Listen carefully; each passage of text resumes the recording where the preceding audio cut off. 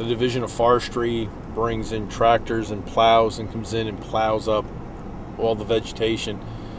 When a fire comes through, the vegetation's not there, or the fire can't get into the vegetation, the fire goes out. That's how they fight fire.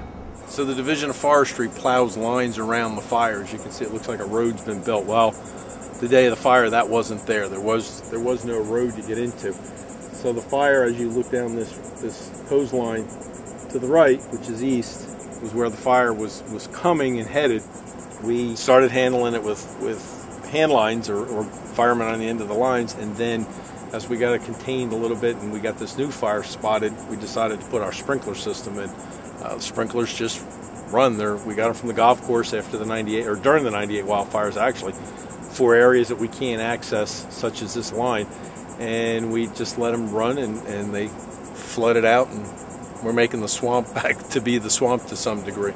Ahead of a fire, where the fire is moving, or the front of the fire, a lot of times it's not possible to get in front of that head and cut it off. So we're looking for air support. The county's Fireflight helicopter comes in, and their primary is structures as well. So they'll drop water between the houses and that fire moving. And they're very creative on how they drop that water. They don't just hover over it and drop it. The two pilots we have working in the county are phenomenal. They've been doing this for many years. They can actually swing that bucket and sling the water, so you'll see this big spray of water, and they're getting the most bang for their buck.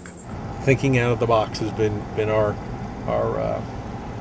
mantra, I guess, to our crews. Been thinking differently of the basic tactics and how do we do things. Well, we have that tower ladder that doesn't just go to the big fires, it goes to this. There's more smoke here than there's been because we can't get to it. And we've been putting our brains together as how can we, because we can't get people in there to handle that. And we brought our tower ladder down, and we tried a little experiment, a couple of us, and we put it up, and we flowed quite a bit of water and reached those spots. So there's what we call a porta tank.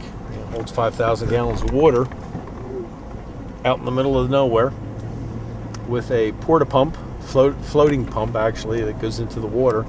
We hook up hose lines, and again the crews were out in the woods working it and mopping that area up. So we use anything from a bottle of water to a cooler to an Indian tank. For those that have been around fighting fire, know what an Indian tank is. It's 5 gallons of water on your back.